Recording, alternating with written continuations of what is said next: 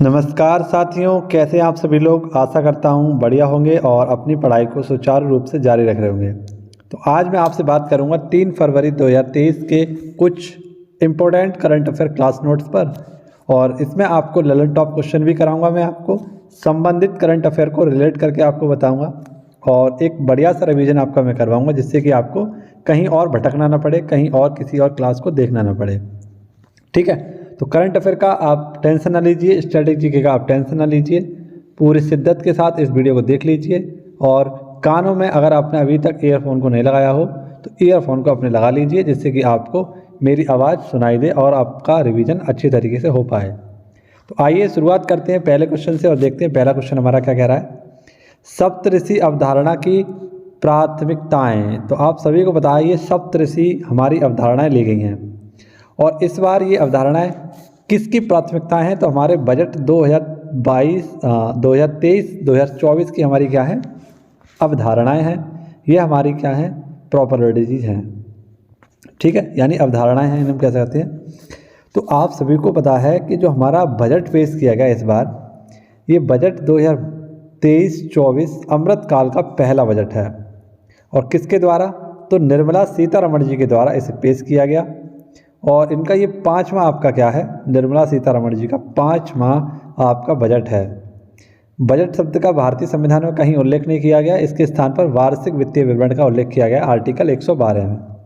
ठीक है, आप सभी को याद रखना है कि सर्वाधिक बार जो आपका बजट पेश किया वो किसने किया था।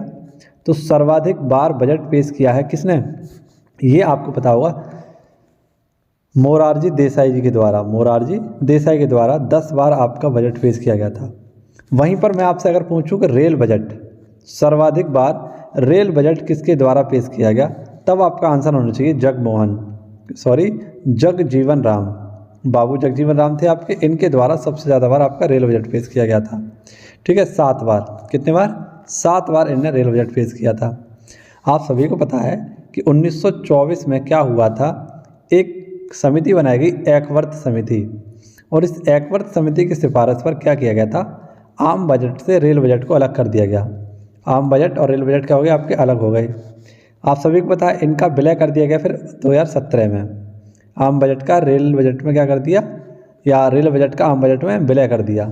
और यहाँ पर आपकी समिति कौन सी आई थी, तो आप लोग याद रखना, विवेक देवरॉय समिति। कौन सी थी, विवेक देवरॉय समिति।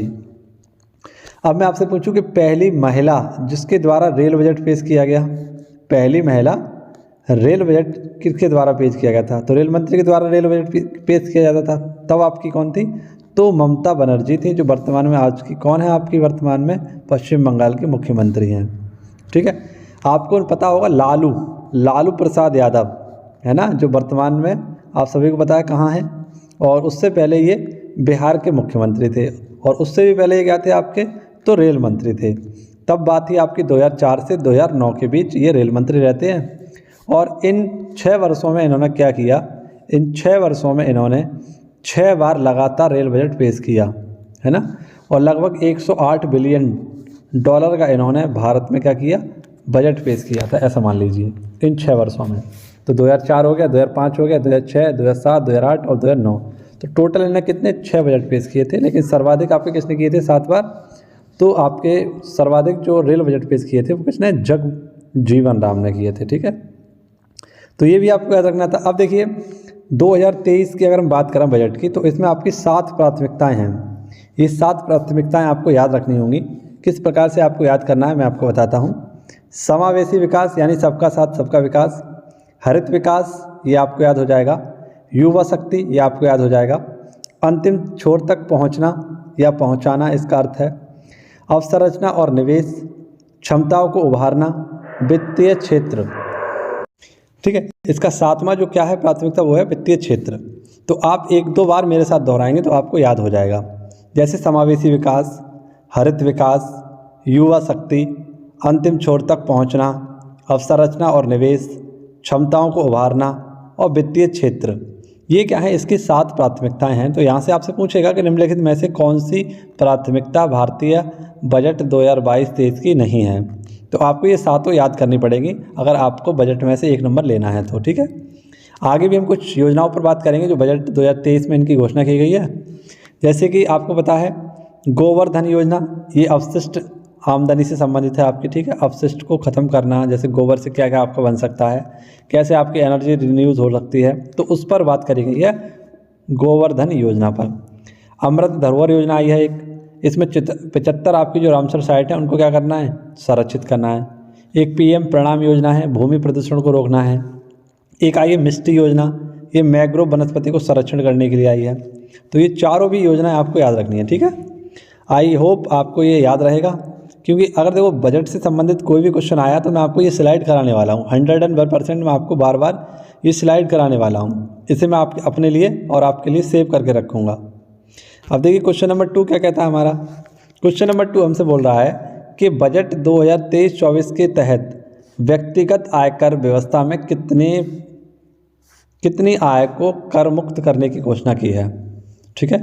कितनी आय को कर मुक्त करने की घोषणा की है, तो 3 लाख रुपए तक के जो आपका आयकर होगा उस पर कोई भी आपका कर यानी टैक्स नहीं लगेगा, ठीक है। आप सभी को पता है कि व्यक्तिगत आयकर क्या होता है, एक प्रत्यक्ष कर होता है यानी डायरेक्ट टैक्स होता है, और इसी में आपका शामिल होता है रिबेट। तो रिबेट जिसे हम कहते हैं कर मुक्त, ये 5 लाख रुपए से बढ़ाकर कितना कर दिया है, 7 लाख रुपए कर दिया है। और एक होता है आपका स्लैब। स्लैब में क्या होता है, ये पहले इसकी पहले कितनी थी, 6 स्लैब थी, लेकिन आप कितनी कर दी गई, घटाकर 5 स्लैब कर दी गई हैं।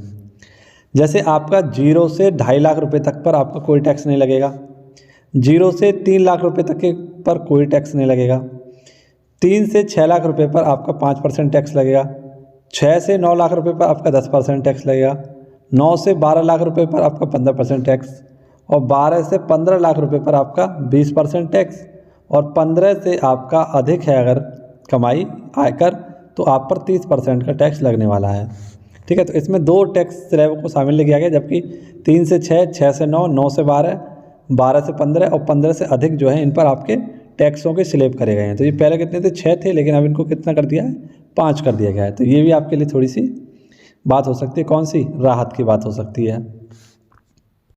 आगे आने वाले जितने भी क्वेश्चन हैं आपके लिए बहुत इंटरेस्टिंग और मज़ेदार क्वेश्चन हैं, तो सभी को देखते रहना। मैं आपके लिए बेहतरीन और अधिक से अधिक बातें जानकारियां बताने की कोशिश करता हूं कम समय में, जो आप क्वेश्चन देखकर ही समझ सकते हैं कि मैं आपके लिए क्या क्या नया करता रहता हूं, ठीक है। तो जो भी साथी मेरे साथ 3 महीने से अधिक समय तक जुड़ा रहेगा उसके स्ट्रैटेजी के और करंट अफेयर बहुत अच्छा होने वाला है। तो आप सभी ने अभी तक चैनल को सब्सक्राइब ना किया हो तो अभी जाकर उस लाल वाले बटन को दबाकर आप लोग चैनल को सब्सक्राइब कर सकते हैं।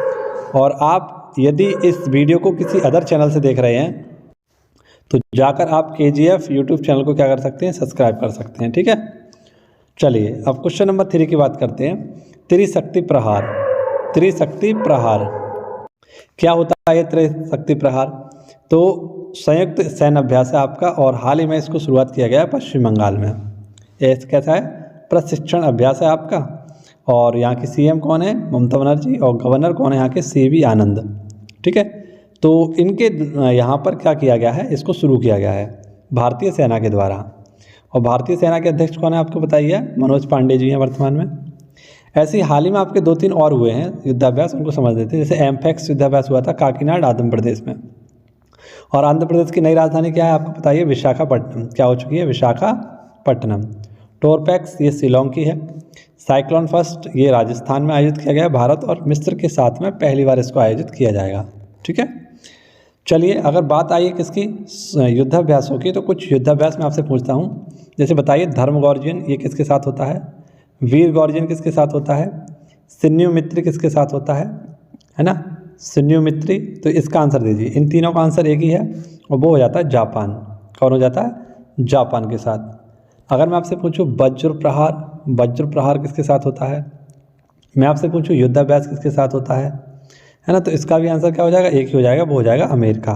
कौन हो जाएगा, अमेरिका। इसके बाद मैं पूछूं आपसे वरुण युद्धाभ्यास, कौन सा, वरुण युद्धाभ्यास।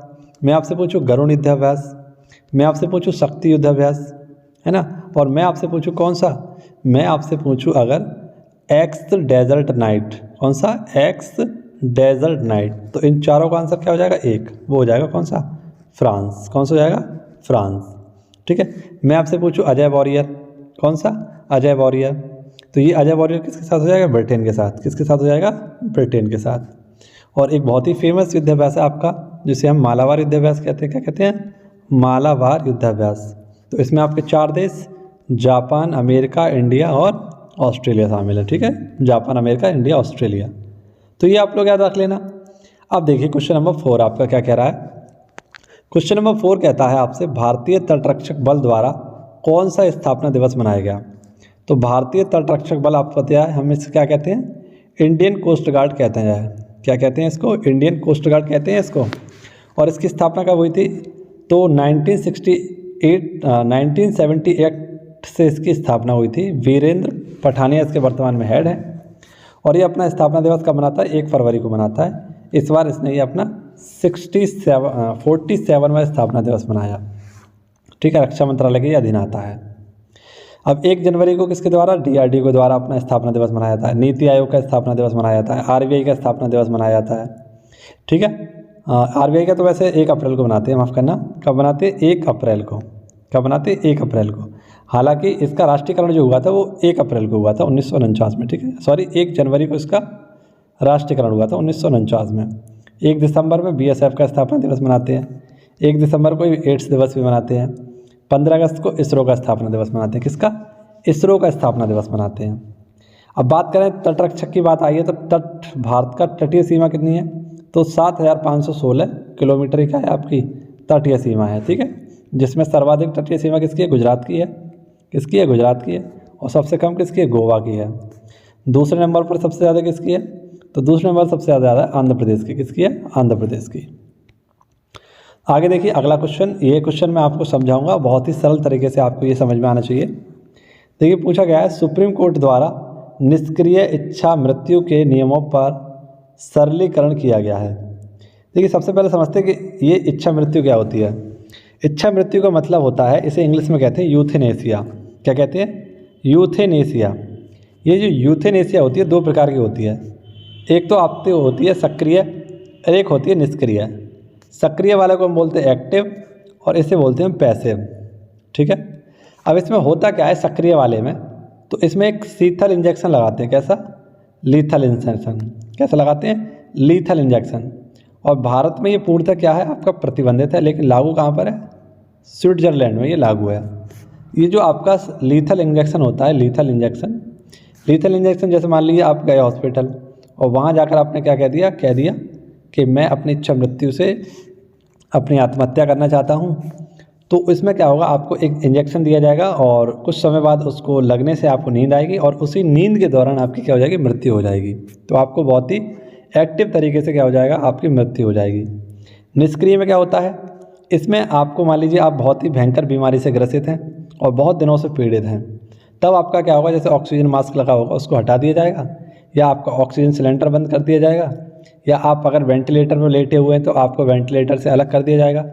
यानी आपके जो जीवन रक्षक उपकरण हैं उनको हटा दिया जाएगा और इसमें क्या हो जाएगी? आपकी मृत्यु हो सकती है। ठीक है, लेकिन हुआ क्या था कि आप भारत में इसको क्या किया गया? 2018 में लीगल कर दिया गया था। और लीगल करने के लिए आपको क्या किया गया? यहाँ पे एक प्रमाण पत्र पर हस्ताक्षर कराने होते थे। ठीक है, अब उस हस्ताक्षरण को कराने की ज़रूरत नहीं है अब। तो सुप्रीम कोर्ट ने इसको लीगल कर दिया था। ठीक है, और इसके लिए एक बिल बनाया जाता था, जैसे मैंने बताया ये आपको, लिविंग विल, वसीयत बनाई जाती थी। इस पर परमिशन लेनी बहुत ज़रूरी थी इच्छा मृत्यु के लिए। तो इसको क्या करना है? इस परमिशन को ख़त्म कर दिया गया है। तो भारत में कैसी है? पैसिव आपकी इच्छा मृत्यु आप कर सकते हैं, यानी कि उपकरण इसको हटाकर आपकी क्या हो सकती है? मृत्यु कर दी जा सकती है। लेकिन ये नहीं हो सकता आपका लीथल इंजेक्शन वाला। ठीक है, ये बैन है भारत में, प्रतिबंधित है। ठीक है, आगे अगला क्वेश्चन आपसे क्या कह रहा है? भारत यात्रा वर्ष 2023 अभियान को किसके द्वारा प्रारंभ किया गया है? तो भारत यात्रा वर्ष 2023 ये एक अभियान चलाया गया है। जैसा कि आपको पता है कि G20 की अध्यक्षता अपना भारत करने वाला है 2023 में। और इसमें क्या होगा आपको कि G20 में आपके 19 देश हैं, 19 सदस्य देश हैं और 27 देशों का एक सदस्य देश यूरोपियन यूनियन इसमें शामिल है। तो ये सारे के सारे देश हैं, यानी ये अतिथि हैं G20 के, हमारे भारत में आएंगे। और जब ये भारत में आएंगे तो ये अपने पूरे भारत का भ्रमण करेंगे। तो उन्हीं को भारत का भ्रमण कराने के लिए जगह जगह क्या किया जा रहा है? इसका आयोजन भी किया जा रहा है। जैसे राजस्थान में 2 जगह इसका आयोजन होना है, उदयपुर और जोधपुर में। कुछ समय पहले इसकी G20 की जो महिलाएं हैं है ना, महिला अतिथि हैं, उनका भी बेंगलोर में हाल ही में आयोजन किया गया था। यूपी में इसका आयोजन कहाँ पर होगा, आगरा में भी होगा। तो जितने भी आपके सदस्य हैं, अतिथि हैं, उनको घुमाने के लिए एक यात्रा स्टार्ट की गई जिसे भारत यात्रा वर्ष 2023 अभियान के नाम से जाना जाएगा। आप वो वाली भारत यात्रा मत समझना, ठीक है। भारत जोड़ो यात्रा वो अलग है और ये अलग है आपकी, G20 से संबंधित है। और पर्यटन मंत्रालय हैं आपके, और ये कौन है इसके मंत्री, जी किशन रेड्डी, इनके द्वारा इसे स्टार्ट किया गया है पर्यटन को बढ़ावा देने के लिए, ठीक है।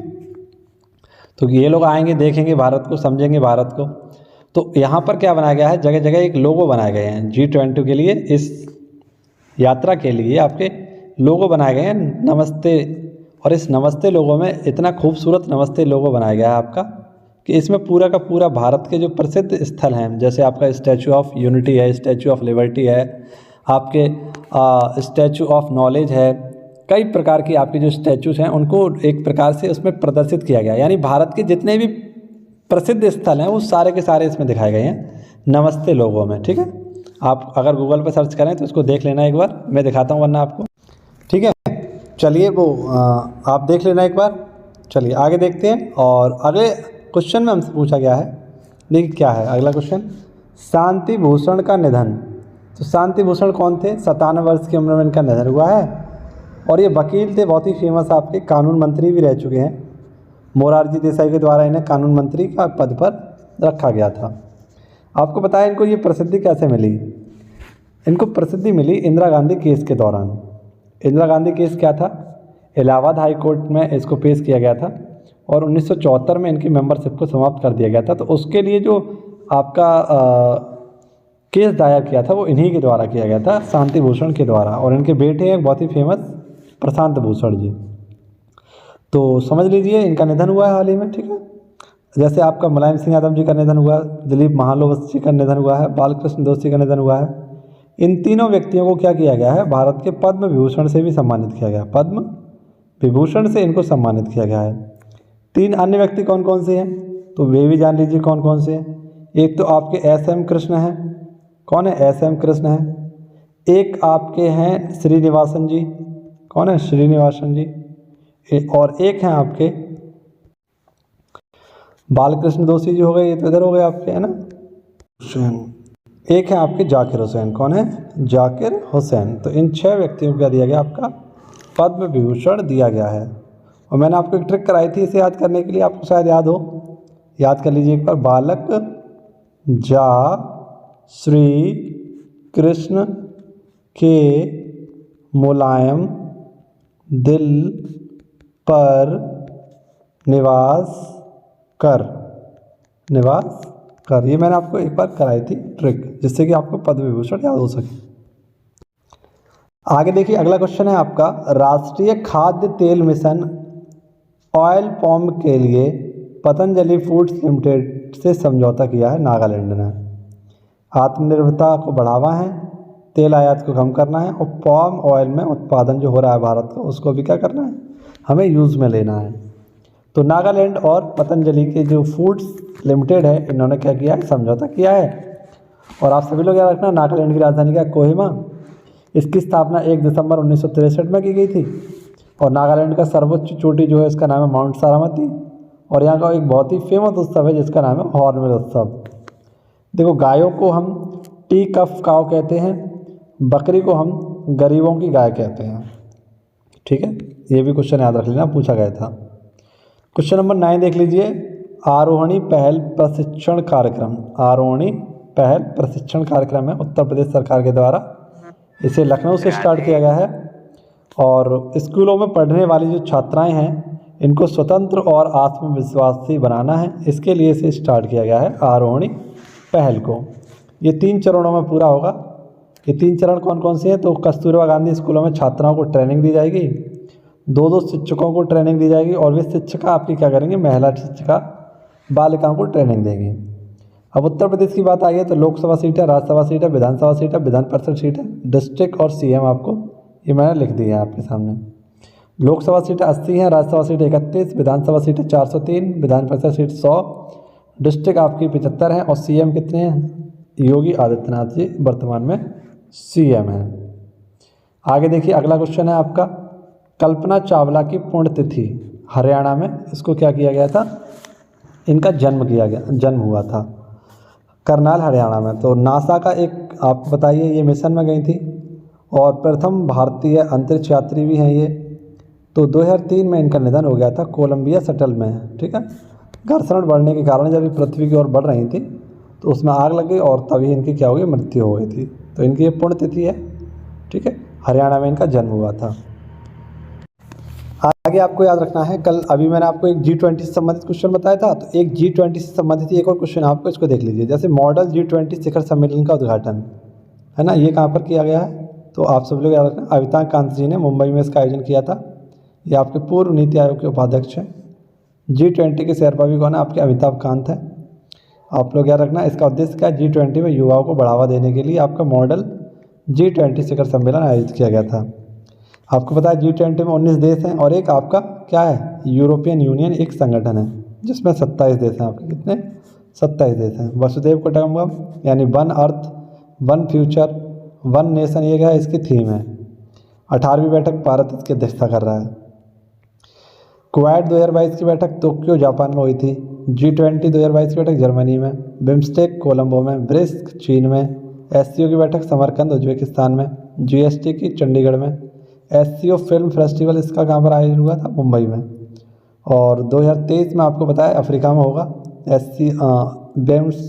ब्रिक्स की बैठक और SCO की बैठक भारत में होने वाली है ना।